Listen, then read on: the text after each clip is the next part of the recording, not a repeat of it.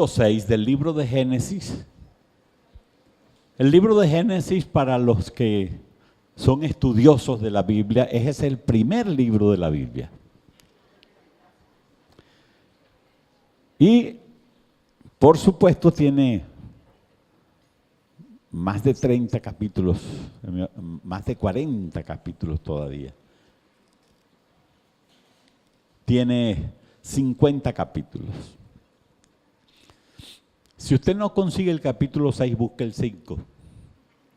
Y al lado está el 6. En mi Biblia está así. Este capítulo 6 es la historia del origen de una gente, una tribu que los israelitas le tenían mucho temor. Y les voy a mostrar por qué. Capítulo 6, desde el verso 3 dice: y dijo Jehová, no contenderá mi espíritu con el hombre para siempre, porque ciertamente él es carne, mas serán sus días 120 años. Había gigantes, oiga eso, había gigantes en la tierra en aquellos días, y después, aún también después de que se llegaron los hijos de Dios a las hijas de los hombres, y les engendraron hijos. Estos fueron los valientes que desde la antigüedad fueron varones de renombre. No está diciendo que porque los hijos de los hombres de Dios llegaron a las hijas de los hombres, nacieron gigantes. No, está diciendo que había gigantes en la tierra en aquellos días.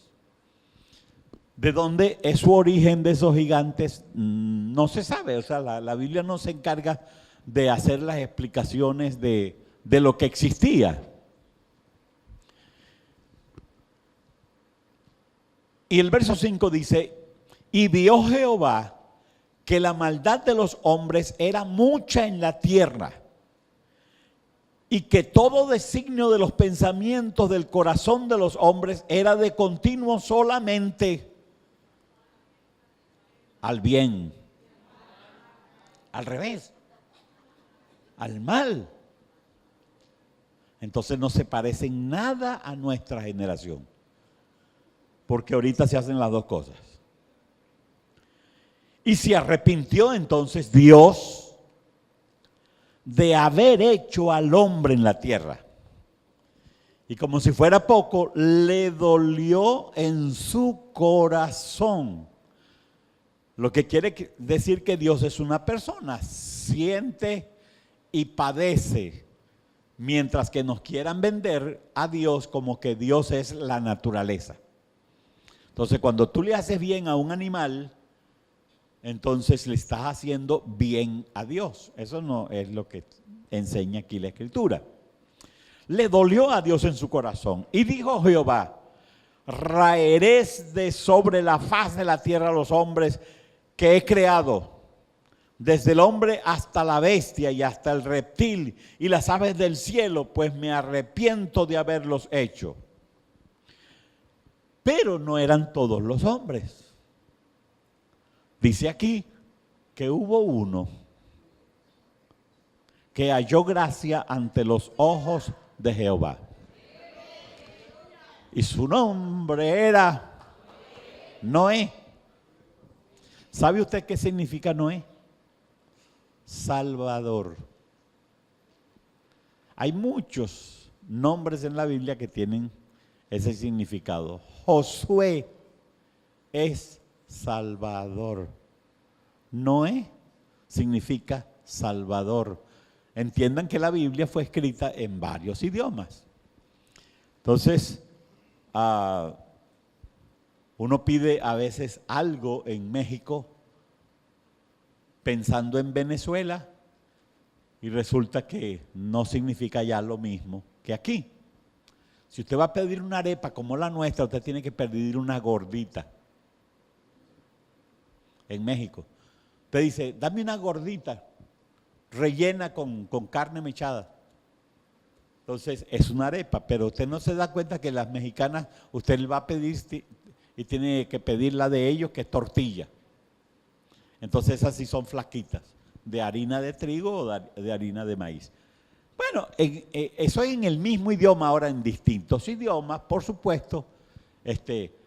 Yo digo aquí Jesús, Salvador. Jesus en inglés, Salvador. Yeshua en el hebreo judío es Salvador también. Entonces, y así sucesivamente. Ahora, ¿cómo se dirá Jesús en chino? No sé. Pero va a significar lo mismo, Salvador. Lo que quiero hablar o ver aquí son estos gigantes que estos gigantes se fueron trascendiendo a través de los tiempos.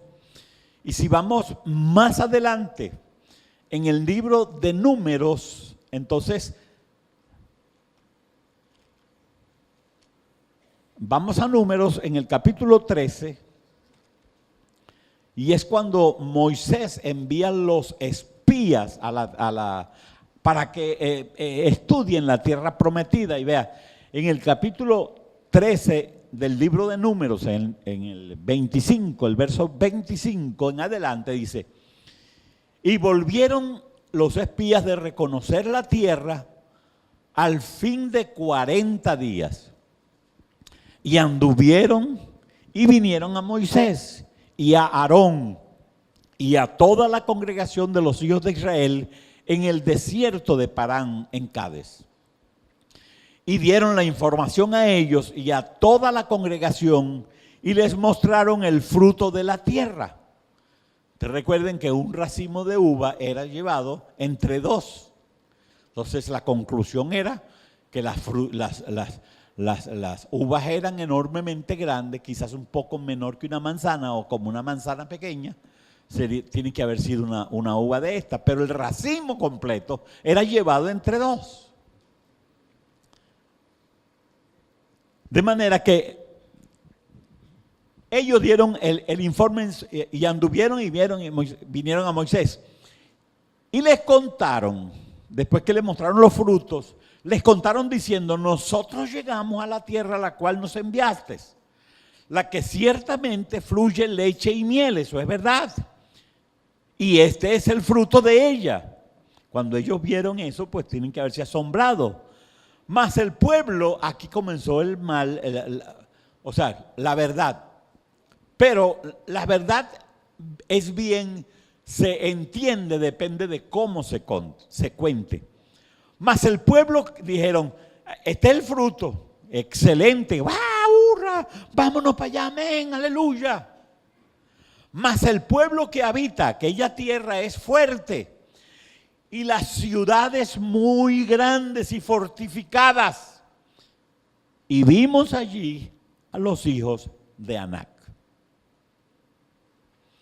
Aquí está el problema. ¿Quién era Anac? Anac era uno de estos gigantes que menciona el libro de Génesis. Y por lo que se va a ver más adelante, se entiende que esos descendientes de Anac no solamente eran grandes, porque todavía existen tipos muy grandes. Claro, los Anac de hoy en día encogieron. La prueba está que allá está Anac.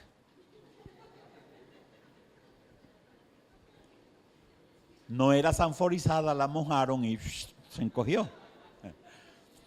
Ahora, estos Anac eran gigantes. ¿Cuál es el miedo que se le tiene a un gigante? que si él lo agarra a uno por la cabeza, uno se queda haciendo así y nunca le pega. Y si él llega a ser así, lo clava como si fuera un clavo. Entonces el miedo que uno le puede tener a los gigantes.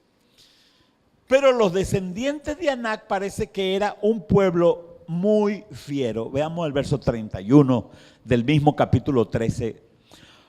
Mas los varones que subieron con Josué y Caleb dijeron, porque Josué y Caleb en el verso 30 hizo callar al pueblo cuando empezaron a agitarse, porque están los hijos de Anac ahí, son gente aguerrida.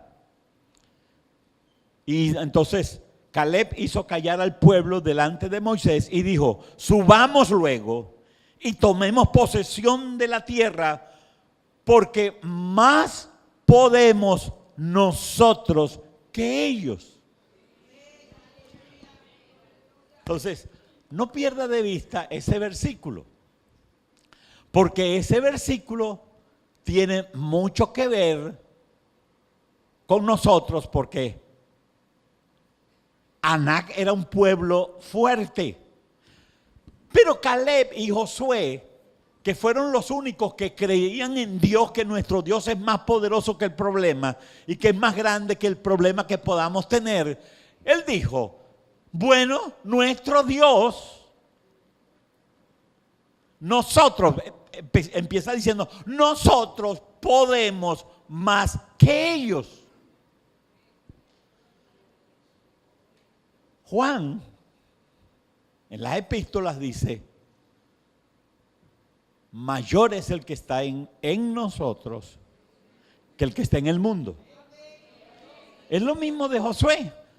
Más podemos nosotros que ellos, porque Dios está de nuestro lado. Dios nunca está del lado de la maldad. Dios siempre está al lado de la bondad.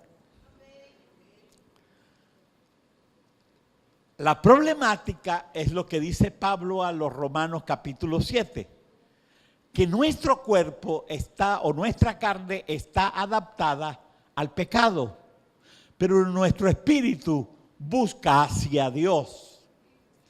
Y nuestra carne tiende a responder conforme a su naturaleza, pero más puede el espíritu que la carne. No puede que pueda más el carro que el chofer. ¿Sí? O sea, yo voy manejando el carro. ¿Quién tiene el poder? El carro tiene el poder para correr y para meterse por cualquier parte donde yo lo guíe. ¿Ve? Entonces, no podemos tener miedo a nuestra carne de que cómo voy a actuar. Ay, yo que soy, que yo me conozco. Sí, pero no conoces a tu chofer. Porque tu chofer no te va a tirar por un farallón. Como yo no voy a tirar mi carro por un farallón. Y si después no consigo los repuestos para repararlo, entonces no lo voy a tirar. Más yo no tengo interés en gastar dinero, ni le quiero hacer daño a mi carro, entonces yo no lo voy a tirar por un farallón. Salvo que me vuelva loco y entonces sí haga cualquier disparate en contra de mi carro. Pero lo primero que el que me ve haciéndole daño a mi carro va a decir que yo estoy loco. Por eso el Señor dice que el que destruye su cuerpo, Dios lo destruirá a él. Porque vuestro cuerpo es templo y morada del Espíritu de Dios. O sea que el Espíritu que hay en ti es parte de Dios. Y tenemos que darle cuenta a Dios por eso.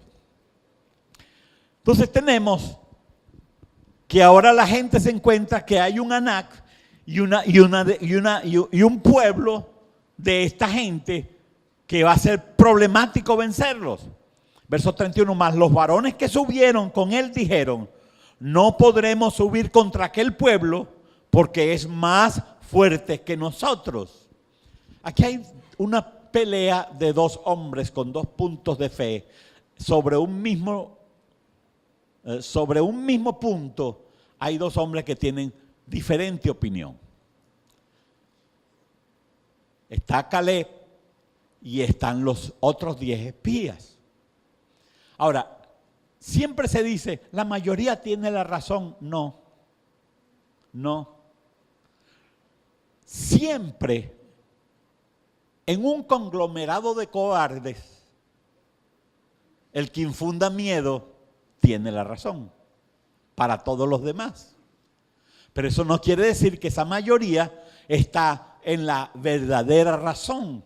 Lo que hace el miedo es minimizar nuestra capacidad de resolver los problemas. Recuerden que Eclesiastés 7:7 dice, la opresión entontece al sabio. En otras palabras, el miedo debilita al fuerte. Porque a la mayoría de la gente que tiene miedo le da una broma que llaman diarrea. Porque se debilita, pierde hasta la capacidad de contención. Así que ahora tenemos que hay unos gigantes llamados los hijos de Anac. Pues en esto quiero pensar. Los hijos de Anac y nosotros. En el libro de Josué, vamos a ver otra cosita. Estoy siempre cerquita. Lo único que se atraviesa entre Josué y usted es Deuteronomio en este momento. Así es que brinque ese libro de Deuteronomio y conseguirá a Josué. Y en Josué, en el capítulo 15, vamos a leer algunas cositas allí. En el verso 13 y el 14 dice así.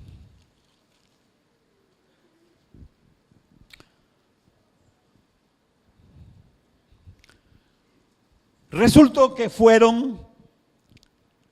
por fin convenció Josué y Caleb al pueblo y fueron a conquistar la tierra prometida de donde había venido aquel fruto que era traído entre dos hombres, donde un plátano era imposible que lo llevara uno solo. Parecía que llevaban 10 colmillos de elefante empatados porque iba uno adelante y otro atrás llevando un plátano. Usted se quedará asombrado, pero ayer justamente, en estos días compré un plátano que si les digo que es el espesor, el grueso, era de 2 plátanos. Pero de 2 buenos plátanos, el espesor era de 2 plátanos. Y un hombre agarró uno que el espesor era de 3 plátanos.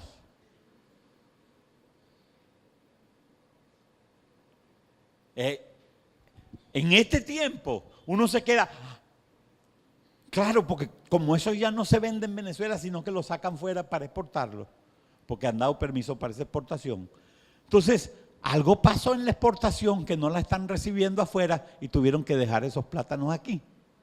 Entonces yo agarré uno que no era morocho, sino un solo plátano, no morocho, que era el espesor de 2 buenos plátanos.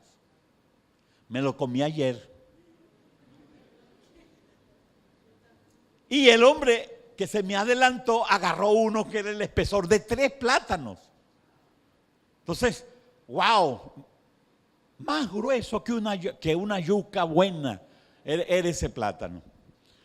Entonces, sí, la tierra puede producir cosas buenas. Y en ese tiempo Dios había permitido que la tierra produjese buenos frutos. Y como era la tierra que Él le iba a dar a los suyos, entonces Él planeó darle lo mejor.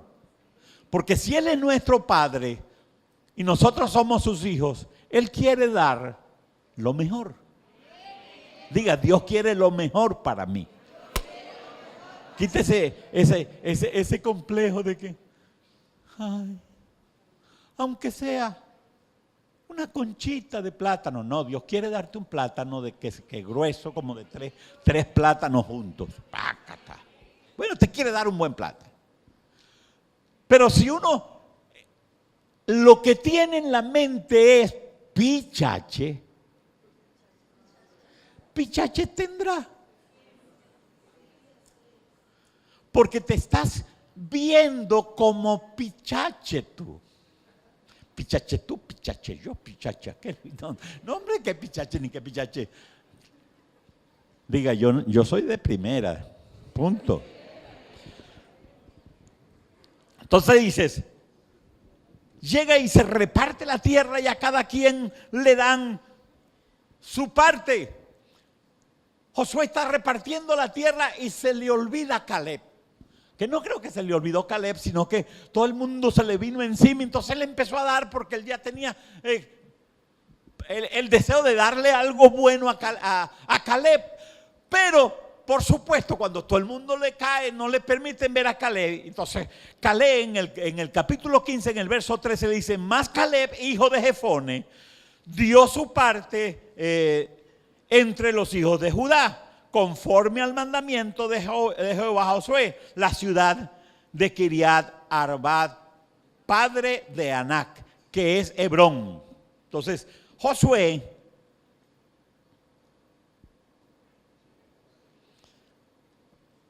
verso 14. Y Caleb echó de allí a los 3 hijos de Anac, a Sesai, a Imán y Talmai, hijos de Anac. ¿Por qué les leo estos versículos que parecen tan sencillos? Porque lo que les vengo diciendo desde Génesis es que Anac, la descendencia de donde viene Anac, es de gentes monstruosas, gigantes. Y aparte de eso, un ejército aguerrido.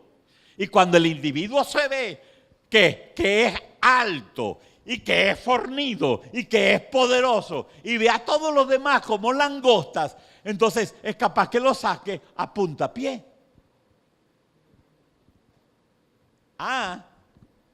Pero pero Josué y Caleb le dijeron: nosotros somos mejores que ellos y los venceremos.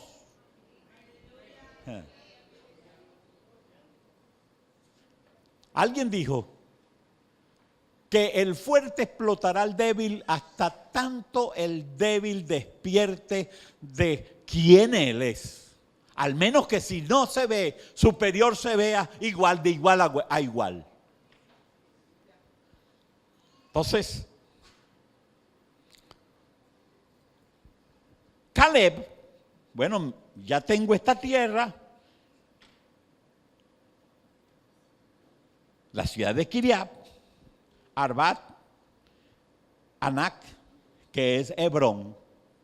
Entonces Caleb agarró y echó de allí a los 3 hijos de Anac, a Sesai, a Imán, a Talmai, hijos de Anac.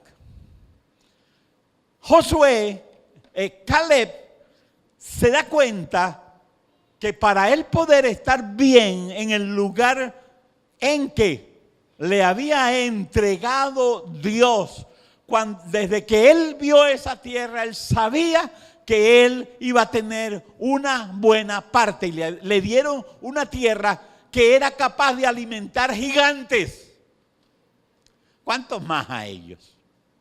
Entonces, él lo primero que hizo, si Dios nos hizo venir hasta aquí, nos entregó esta tierra, ahora el enemigo puede ser muy grande, pero mi Dios es más grande y yo los voy a echar fuera.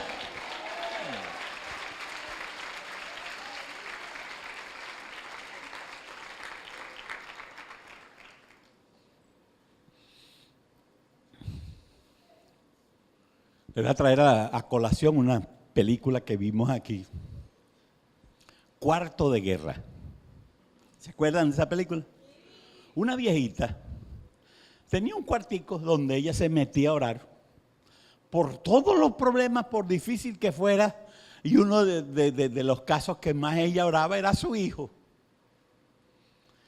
Y su hijo, por supuesto, fue un hombre que conoció al Señor y era un hombre hasta bien conocido también por razones de la oración de su mamá en el cuarto de guerra.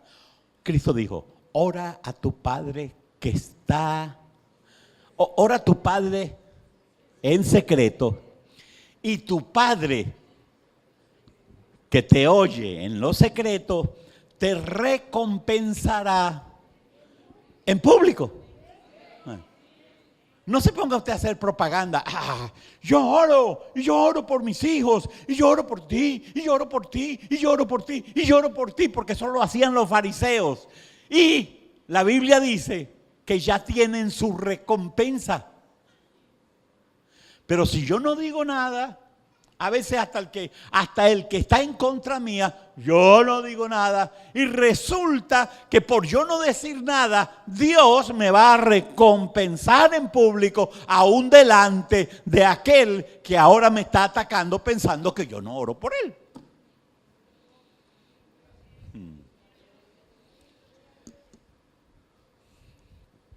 Ahora, Caleb, que fue el que inspiró al pueblo, y le dijo a Josué, yo tengo ahora 80 años, y cuando fui de espía, cuando vine de espía a esta tierra, tenía 40. 40 años más tarde, me siento, dijo, con la misma fuerza, bendigo a Caleb, que cuando tenía 40, así que dame mi territorio, porque voy a pelear por él y voy a echar fuera a todos mis enemigos. Había algo que ellos sabían, que aunque Dios tiene algo bueno para ti, tú tienes que trabajarlo. Tú tienes que pelearlo. Tú tienes que batallarlo. Porque de lo contrario, nunca lo tendrás. Cristo vino aquí y la primera cosa que le quiso enseñar fue a los discípulos, está bien, yo soy el Mesías y todo lo que ustedes quieran, y yo estoy con ustedes, pero mi Padre trabaja y yo trabajo. Entonces, una cosa que no olvidó el Señor, la oración. No, ¿para qué voy a orar si yo soy Dios? Una vez empezaron a predicar por ahí. La Biblia dice que Dios lo sabe todo.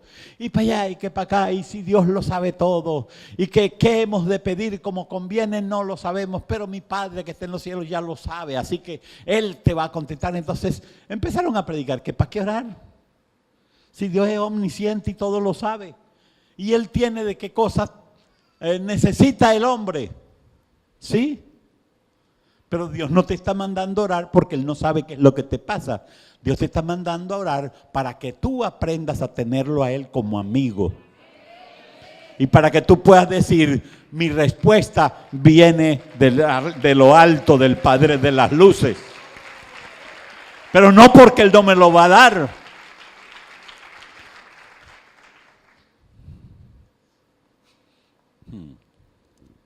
Eso sería como dos esposos que viven en la misma casa pero nunca se hablan.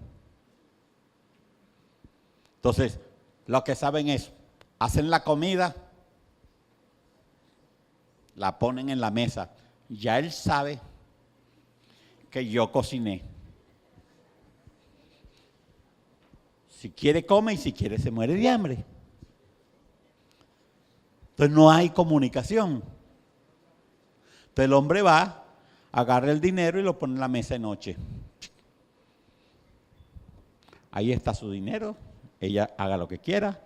Si ella quiere comprar ropa, que la compre. Si quiere comprar comida, que la compre. Si quiere echárselo encima, no tengo hijos, no tengo marido, todo lo que gano me lo echo encima. Quiere estar como una loca, bueno, ahí está.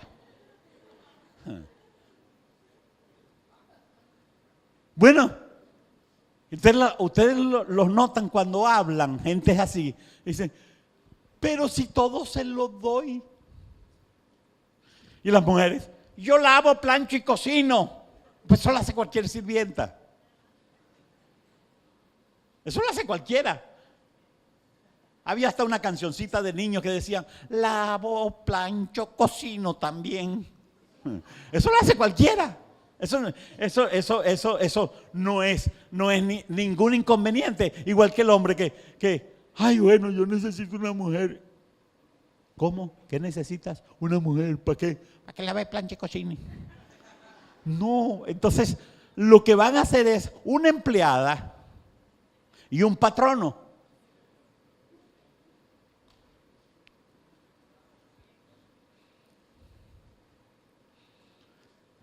Y si uno aprende a tener comunión con Dios, aún dice Dios, mire, fíjese, sus enemigos los hará estar en paz con Él. O sea que de repente van a venir los enemigos a hablarte, saludarte, a tratar de ayudarte o servirte, porque estás en paz con Dios. Entonces, ¿qué mi mujer es una cuaima? Busca a Dios y cuando tú vengas a ver, ella misma va a decir, papi, ¿vas a comer? Ah, que si que me voy a qué. No, que si vas a comer. Ah, bueno, ay, Dios mío, qué bichito le picó. No, es que eso no podemos vivir asombrados de lo que es natural, de lo que debería ser natural. Ya Dios venció al enemigo. Hay un versículo que siempre yo lo tengo muy presente en mi mente. Romanos 16, 20. A ver si me lo ponen, allá no veo a nadie, pero en Romanos 16, 20 dice, ay, el Dios de paz aplastará, pero ya en este tiempo, para usted y para mí, el Dios de paz aplastó a Satanás bajo mis pies. La gracia de nuestro Señor Jesucristo es con vosotros.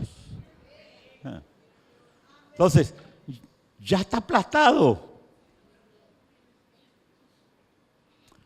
Romanos, antes dice que antes en todas estas cosas, y se refiere a los problemas más difíciles, dice, somos más que vencedores por medio de nuestro Señor Jesucristo. Bueno, no me voy a quedar en solamente mencionar lo de los gigantes. Pues cada uno ha tenido su gigante. Tantos los del Antiguo Testamento, muchos gigantes salieron para destruir a los hijos de Dios. ¿Quiénes serán esos gigantes? Seres aparentemente invencibles como Anac, que es el origen de los gigantes, el origen de los problemas es el mal. Entonces, ahí tenemos ya Anac, uno de los gigantes. Pero mire, vamos a pensar en Moisés. Los gigantes de Moisés, ¿quiénes fueron? Los egipcios, especialmente Faraón. Y era Moisés y Aarón contra el imperio. Porque los demás eran esclavos. Todos los judíos, todo el pueblo de Dios estaban esclavizados por los egipcios. Cuando ellos pidieron más comida, entonces el rey le dijo, ahora no van a ir 2 areparinas en la bolsita. Va a ir una sola. Ahora no van a ir 2 laticas de atún, ahora va una sola. Y no les voy a dar café para que no se despierten bien. Y los repartidores se cogían la mitad del café y la mitad de la areparina, entonces traían todo empatado con celoté. La bolsa de areparina picada y entonces la mitad fuera y lo otro, pack. Entonces los demás les podían hacer la maldad hasta que el pueblo clamó a Dios. Y Dios levantó a Moisés. Pero habiendo todos los problemas y todas las dificultades en el pueblo, para el pueblo dentro de Egipto, sin embargo, Dios manda a Moisés. Y Moisés le da la palabra a Faraón y Faraón se levanta en contra de Moisés. Y vinieron las 10 plagas Pero la última, el pueblo de Israel no podía hacer nada sino obedecer lo que Dios le decía a Moisés que hicieran. Y cuando Dios dijo, a todos los egipcios se les van a morir los primogénitos, pero para que el ángel no entre en vuestras casas, les dijo, pongan una señal de sangre afuera, maten un cordero, que eso va a representar al Mesías prometido, el cordero, y la sangre, la protección de la sangre de Jesucristo, porque la sangre de Cristo tiene poder.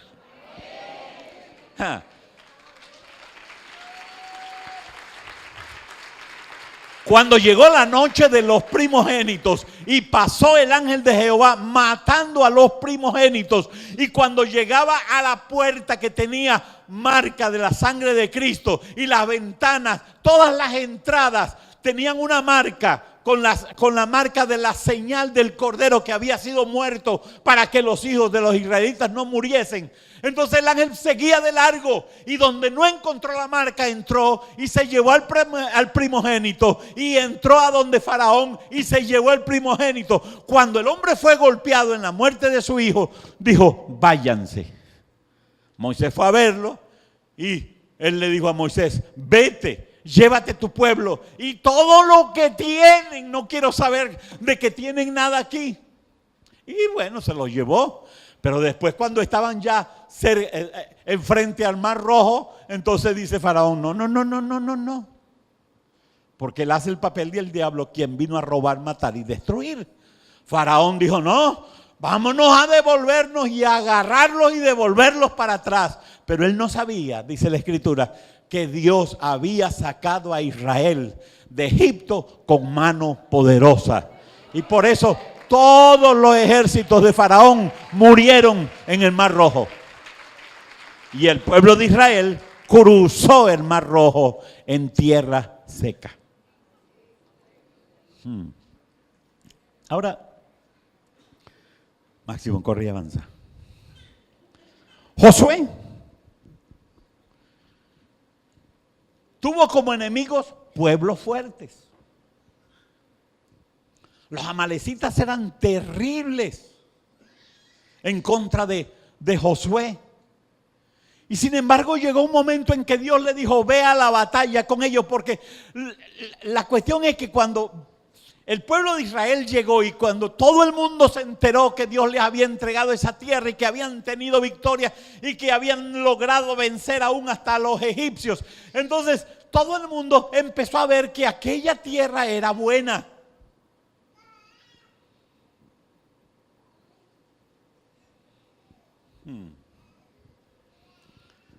Porque cuando algo está llamando la atención sobre algo, entonces todo el mundo voltea los ojos para ver y empieza a sentirse, ay, pero qué tonto yo, ¿por qué yo no me metí ahí? Yo voy a echar a estos hebreos que siempre fueron esclavos, los voy a echar de ahí. Lo que pasa es que Máximo 3:14 dice, al que Dios se lo da, mire, San Pedro se lo bendice. Así es que olvídelo. Ahí no hay posibilidad de que le quitaran a Josué esa tierra prometida. Entonces esta gente vinieron a pelear contra Josué, y Josué dice que luchó contra ellos. Pero llegó un momento en que el sol se iba a poner, y cuando él vio que llevaba nada más la media batalla ganada, le faltaba la otra mitad, entonces dijo, oh sol, detente en Asjalón, y luna, detente, sol, detente en Gabaón, y sol, y luna, detente en Asjalón, hasta que ponga a mis enemigos por estrado de mis pies.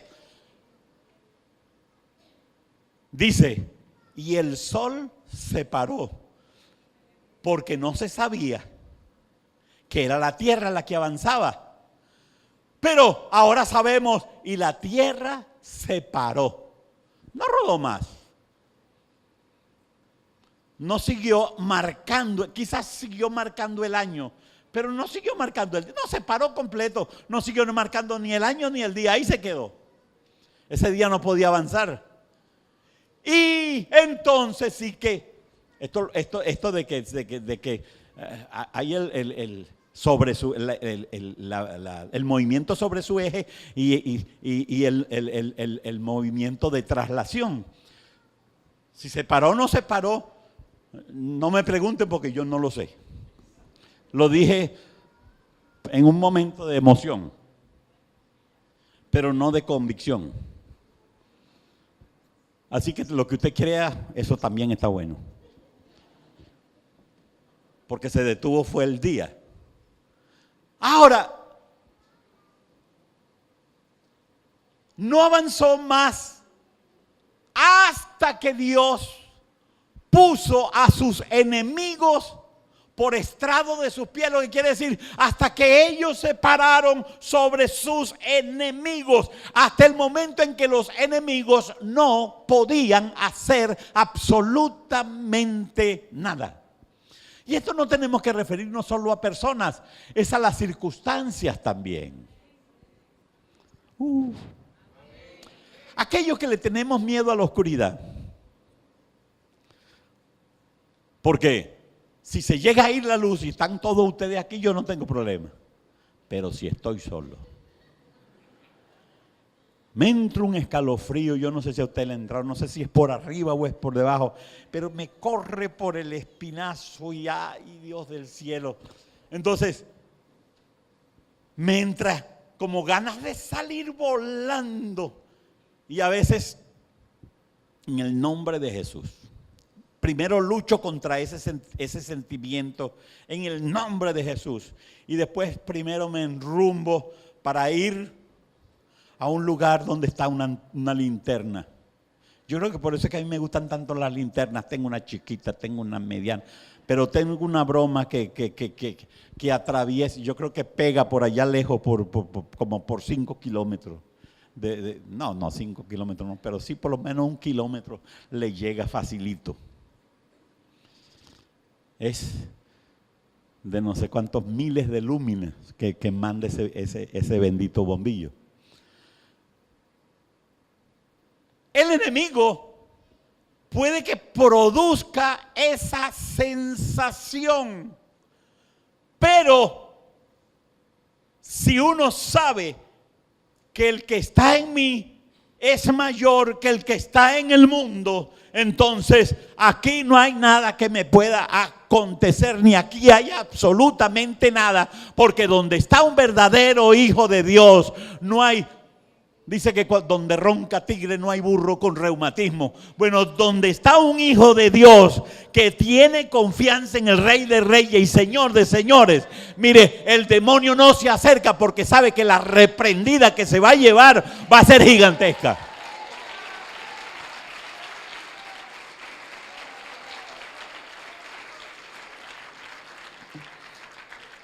A veces me han dado pesadillas de que estoy peleando contra el diablo y empiezo a decirle: en el nombre de Jesús te vas, en el nombre de Jesús te vas. Y entonces comienzo a oír por allá: Máximo, Máximo, y Antonieta. Que oye que yo tengo un escándalo. Y viene Gabriela también a ver qué es lo que pasa. Papi, ¿qué pasa? Estoy reprendiendo al diablo. Estoy aquí en una batalla dura, peleando contra el diablo.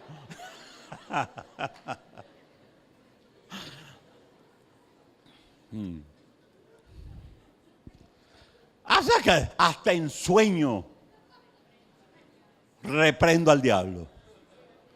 Entonces, si estoy consciente, más rápido. Bueno, les mencioné Cuarto de Guerra.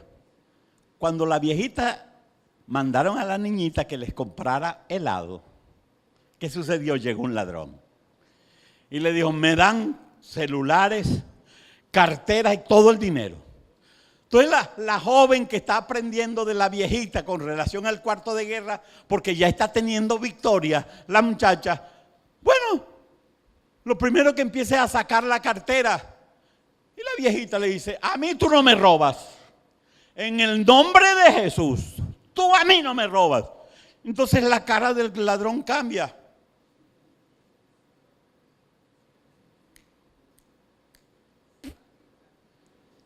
No robó a nadie, se fue. Bueno, alguien tuvo una experiencia de aquí de la iglesia, que se metieron 2 ladrones dentro de un autobusete por allá por el centro, y empezaron teléfonos, celulares y tal, y melcochas, empanadas, como se paraban, metían ante los vendedores. Pues se metieron ellos y se paran 2 viejitas. Yo no sé por qué siempre son las viejas. Las jóvenes, ay sí, este es un Samsung 7, este es un 16, también llévatelo. O sea, no defienden lo suyo, todo lo pierden. Entonces, se paran esas 2 viejitas y le dicen al ladrón, en el nombre de Jesús, ustedes no roban este autobús. Ni siquiera dijeron, ustedes no nos roban a nosotras. Pero ellas estaban ahí como ángeles protectores para el autobús, porque eso va a dar un testimonio grande al mundo, mayor el que está en nosotros que el que está en el mundo. Cuando esa gente del autobús oiga que mayor es el que está en nosotros que el que está en el mundo, ellos van a decir, eso es verdad. Yo vi a 2 viejitas en el nombre de Jesús sacando 2 ladrones del autobús. Y los tipos, cuando oyeron el nombre de Jesús, se vieron, soltaron lo que habían agarrado y se fueron. Porque el nombre de Jesús es sobre todo nombre, para que en el nombre de Jesús se doble toda rodilla, del que esté en el cielo, del que esté en la tierra y del que esté debajo de la tierra. Todos tienen que reconocer que Jesucristo es el Señor, para gloria de Dios Padre. Entonces, hay que dejar de tenerle miedo al gigante. Hay que dejar de tenerle miedo al gigante. Mi esposa manejando sola es terrible. Si ve un perro que atraviesa la calle, la sangre de Cristo, suelta el volante, suelta todo. Y Señor, pues, bueno, resulta que sale, era de aquí de la iglesia, creo que iba. No, o sí, no sé. Creo que era de aquí de la iglesia. Sí que era de aquí de la iglesia. Sí, porque la zona por donde se salió. No, iba de la casa para el instituto bíblico, pero la desviaron porque había marcha y había problemas, entonces se fue siguiendo por algún lado, pero tenía que devolverse para irse al seminario. Y entonces no sabía por dónde y se perdió. Y empezó, Jesucristo, dirígeme tú, Señor. Iba por la autopista, pero ya en sentido contrario pa' coche. Ahí va a salir para Maracay. Pero entonces en la primera salida se salió y dijo, Señor Jesucristo, dirígeme tú. Y salió por las primeras salidas y decía Los Chaguaramos, Bellomonte. Cuando llegó a la principal de Los Chaguaramos, se orientó y dijo, ¿cómo salí yo aquí? ¿A quién clamaste, mamá? ¿A quién clamaste? Al que vence al gigante. Al que vence a los gigantes.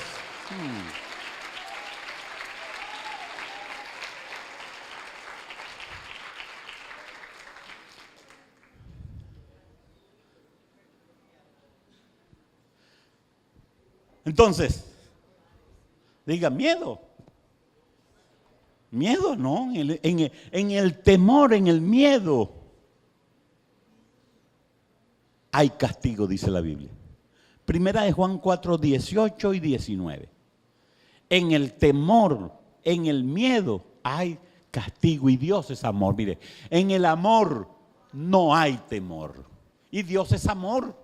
Sino que el perfecto amor que es Dios echa fuera el temor. Porque el temor lleva en sí ¿qué? Castigo. De donde el que teme, ¿qué le pasa? No ha sido perfeccionado en el amor. Oiga, pero hijos del alma, si Dios, yo les pregunto, ¿cuántos tienen a Dios adentro? Bueno, pero ¿por qué lo tienes como semilla si ya debería haber sido una enramada que te cubra completo? O sea, el temor es posible que es un sentimiento, aflore, pero ya va, el que habita al abrigo del Altísimo morará bajo la sombra del Omnipotente. Entonces, ese temor tiene que ser menor que al amor. Entonces, hay que ya empezar a dejar de ser enanos y empezar a agigantarnos nosotros. Porque los gigantes son vencidos por agigantados. Aunque seamos pequeños, pero cuando un pequeño dice soy grande, es porque por dentro lo es. En Estados Unidos nunca pasaban ese tipo de pelea aquí. Es una donde todo se vale. Menos mordiscos, pero todo se vale. O sea, unos guantecitos que parecen un pellejo y se valen los golpes, se valen los codazos, se valen las patadas, se vale todo en esa pelea. Y sale un hombre, que yo no estoy de acuerdo con eso, pero es de por allá de Asia. Y entonces su país es muy pobre y no tiene dinero para él construir su iglesia. Es un pastor evangélico. Entonces se inscribió en esas peleas. Y ese hombre era chiquito, flaquito, pero con una disposición de sacar el dinero de ahí para construir su iglesia. Y atrás decía, hay poder en Cristo Jesús. Se hizo un tatuaje en la espalda y puso, hay poder en Cristo Jesús. Y él salía a su pelea. Cada vez que iba a pelear, yo estaba en San Angelo, Texas. Y el pastor me decía, Máximo, vente, va a pelear el pastor. Yo iba y me sentaba, y esa broma no me gusta, pero mire, lo agarró un tipo, pero grande y musculoso, y le metía una llave y el hombrecito como podía, se le escapaba y se le montaba por otro lado y botaba sangre por todos lados, lo tenían todo con llaves y le decían que si se rendía, no, y si te rinden, no, y seguía y volvía, ¡pah! Se le volteaban, le venía una fuerza y le venía una gracia y se soltaba y terminó ganando. Y entonces me dice el pastor, eso es pro templo. Y lo otro, ahí viene lo mejor, le falta el otro enemigo. Entonces se iban, pasaban otra pelea mientras él descansaba y después venía otra vez y se enfrentó al campeón. Y yo dije, cuando vi el campeón, y ya era el campeón que los había vencido a todos también, y este había vencido a todos también, pero ahora le tocaba con el campeón. Agarró y se metió y el campeón, pero lo bailó, lo hizo lo que le dio la gana. Y el hombrecito no se rendía. Yo con solo verlo digo, me rindo. Pero él tenía en su mente algo. Yo necesito en mi país construir una iglesia que todo el mundo sepa que es un milagro de Dios. Y bueno, peleó contra ese enorme gigante. Y resultó que cuando ya yo pensé que el hombre se rendía, parece que los huesos se le encogían y se escapaba y le daba una llave. Puso al campeón, lo puso en ridículo y terminó siendo derrotado el campeón y pidiendo, dando golpes en el piso para que el referee le quitara ese enano de encima. Y después, ¿sabe qué dijeron? $750,000 se ganó. Y él dijo, para construir mi iglesia. Podía haber peleado en su país con todos los hombres y no se hubiera ganado un peso. Pero en Estados Unidos fue y peleó. ¿Hay alguien que quiera pelear pro templo en Estados Unidos? De manera que fue y venció. Mayor. Yo no estoy de acuerdo, pero mayor es el que está en ti que el que está en el mundo. Mayor es el que está en ti que el que está en el mundo. ¿Sabe qué? Termino con esto. Mi Dios ya compró tu victoria. Señor, yo la pagué. No nos sigamos viendo más como...